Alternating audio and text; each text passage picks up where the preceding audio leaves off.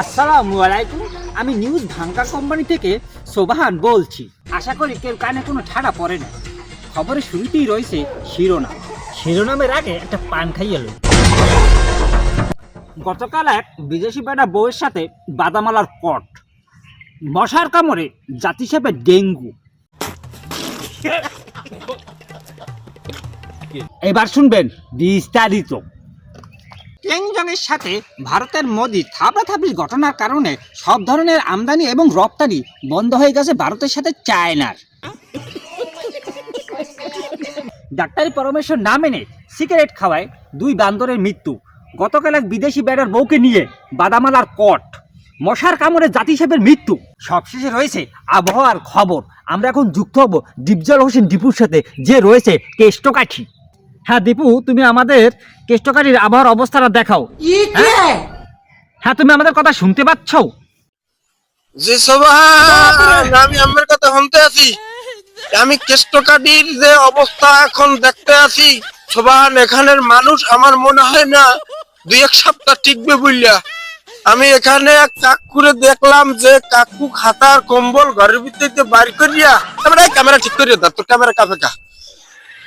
এখানে দেখতে আছি যে কাকু খাতা কম্বল সম্বল যা আছে সব বার করিয়া কোলার মধ্যে ইয়ে রয়েছে, বলতেন নাড়া কুটো জ্বালাইয়া হইয়ে রয়েছে। আর এই লোকের অবস্থা কিরমের কি আমি সরাসরি দেখাইতেছি কেষ্টকাঠি দিয়া। জি, আমি এখন আম্মেরে দেখাইতেছি সরাসরি যে কাকুর যে কি গতির মধ্যে আছে। চলেন।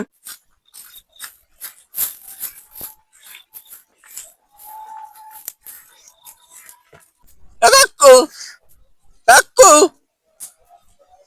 কাকু, ক্যামেরাম্যান আছে? আমি আছি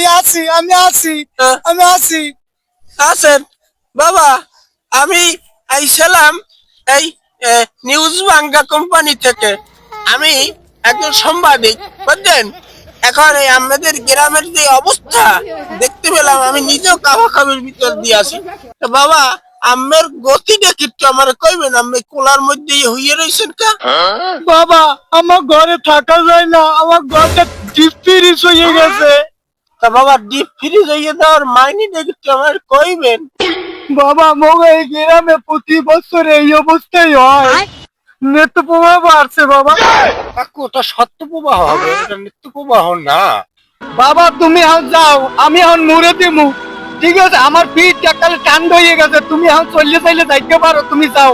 তুমি এখন দাঁড়িয়ে আইও না, আমার শীত এখন কাঁপানি উঠতে গেছে, আমি এখন মুড়ে দেবো। হ্যাঁ সোবান, দেখলেন হাড়ের যে অবস্থা। এই শীতের মধ্যে যদি আমি বাঁচতে চাই, তাহলে আমার সামনে আরো নিউজ বেশি বেশি দেব। হ্যাঁ, আজ এই পর্যন্তই সোবান।